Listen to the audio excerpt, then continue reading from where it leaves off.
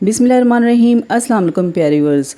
खुशबूदार देगी आलू गोश्त की रेसिपी के लिए सबसे पहले जो है ना हमने चिकन को फ्राई करना है। ठीक है, अक्सर लोग जो है ना चिकन को ऐसे ही बगैर फ्राई किए डालते हैं ना, तो वो वाला टेस्ट नहीं आता है। अगर आपने देगी वाला टेस्ट लेना है ना आलू गोश्त का, तो आपने सबसे पहले चिकन को ना फ्राई करना है उस वक्त तक जब तक इसका जो कलर है ना वो चेंज नहीं हो जाता। ठीक है, जो देग में आलू गोश्त बनता है ना वो इसी तरीके से बनता है। ठीक है, उसके बाद ये देख सकते हैं आप, इसका हल्का हल्का सा कलर चेंज हो गया, इसको हमने निकाल लेना है। अब इसी घी के अंदर जो है ना हमने टमाटर, हरी मिर्चें, लहसुन, अदरक और प्याज, इन सबको हमने रफली कटिंग कर लेनी है।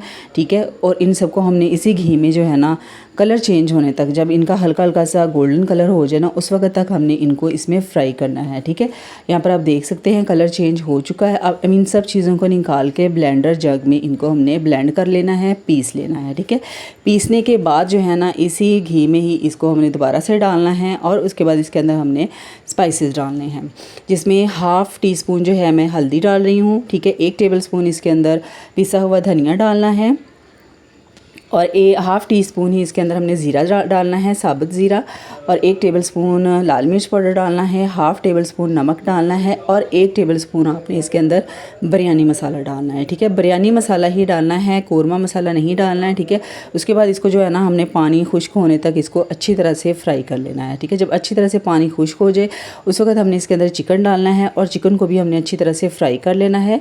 उसके बाद इसके अंदर हमने डालना है हाफ़ टी स्पून इसमें काली मिर्च पाउडर डालना है, इसी टाइम पे आके डालना है। ठीक है, उसके साथ ही हमने इसके अंदर आलू डाल देने हैं। ठीक है, आलू और ये जो काली मिर्च है ना इनको इकट्ठा ही डालना है। काली मिर्चें आपने पहले नहीं डालनी है वरना वो वाला टेस्ट नहीं आएगा।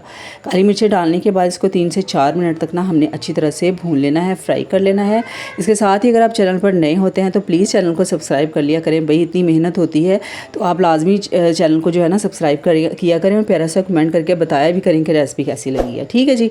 अच्छा जी, यहाँ पर मसाला इसका मैंने अच्छी तरह से भून लिया। अब आपने अपने टेस्ट के हिसाब से हस्बे ज़रूरत जो है ना अपने पानी डाल लेना है, जितनी आपने शोरबा रखना है। ठीक है, मैंने इसके अंदर तकरीबन 3 गिलास जो है ना पानी के डाल लिए थे। ठीक है, 3 या 2.5 गिलास आप डाल लीजिएगा। ठीक है, उसको उसके ऊपर ढक्कन लगा देना है और इसको हमने पकने देना है उस वक्त तक जब तक आलू जो है वो बिल्कुल गल नहीं जाते हैं। ठीक है, यहाँ पर उसके बाद हमने इसमें हरी मिर्चें डालनी है, पिसा हुआ गरम मसाला डालना है और मज़ेदार हमारा देगी आलू गोश्त बिल्कुल रेडी हो चुका है। अब बताइएगा रेसिपी कैसी लगी है। अपना बहुत सारा ख्याल रखिएगा। अल्लाह हाफिज़।